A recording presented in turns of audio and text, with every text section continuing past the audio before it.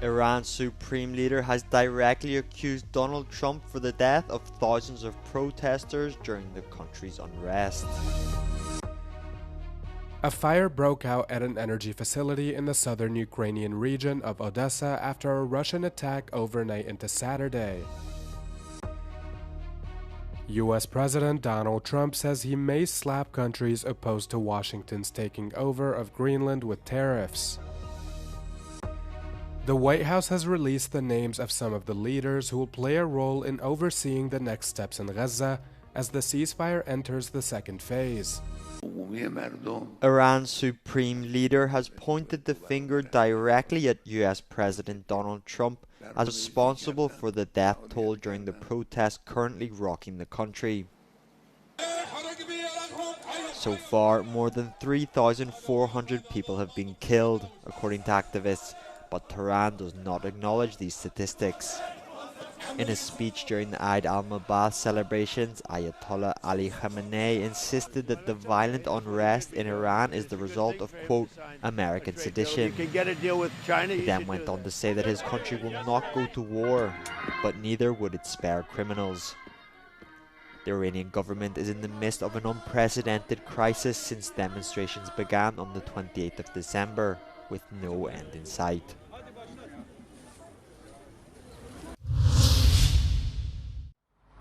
A fire broke out at an energy facility in the southern Ukrainian region of Odessa following a Russian attack carried out overnight into Saturday.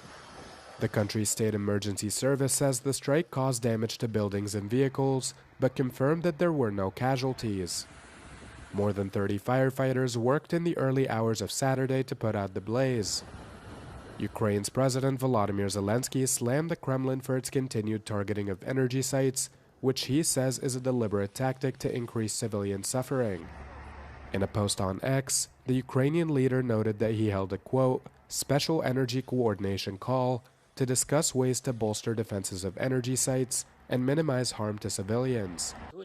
He also pleaded for more weapons to beef up his embattled country's air defenses, stressing that Kyiv's intelligence finds evidence that Russia's plotting massive attacks in the near future. U.S. President Donald Trump suggested on Friday that he may implement tariffs on countries that oppose the U.S. controlling of Greenland as a form of punishment. The comments come as European lawmakers continue to reject Trump's controversial plan, stressing that Greenland alone has the right to decide its future. And I may do that for Greenland, too. I may put a tariff on countries if they don't go along with Greenland, because we need Greenland for national security, so I may do that. The comments came despite a bipartisan congressional delegation visiting the Danish capital Copenhagen on Friday to reaffirm ties and display unity. Members of the U.S. Senate and House of Representatives met with Danish lawmakers, including Prime Minister Mette Frederiksen and a Greenlandic committee. They reiterated their support for Denmark, a U.S. ally of 225 years, noting that it's a relationship that needs to grow further and be nurtured. The White House has released the names of some of the leaders who will play a role in overseeing the next steps in Gaza. Ali Shaath, a former Palestinian Authority official from the enclave, will run day-to-day affairs in Gaza in a technocratic committee.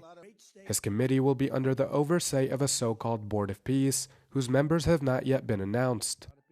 The White House, however, announced members of an executive board, which it says will work to carry out the vision of the Board of Peace.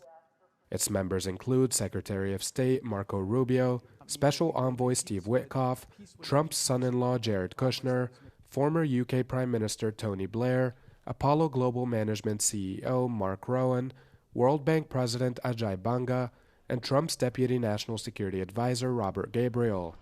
Former Bulgarian politician and UN Mideast Envoy Nikolai Mladenov will serve as the representative of that body.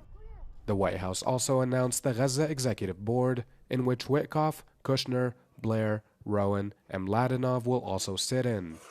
The board will also expand to seat Turkish Foreign Minister Hakan Fidan, Qatari diplomats, Egypt's intelligence chief, and Emirati minister and regional experts.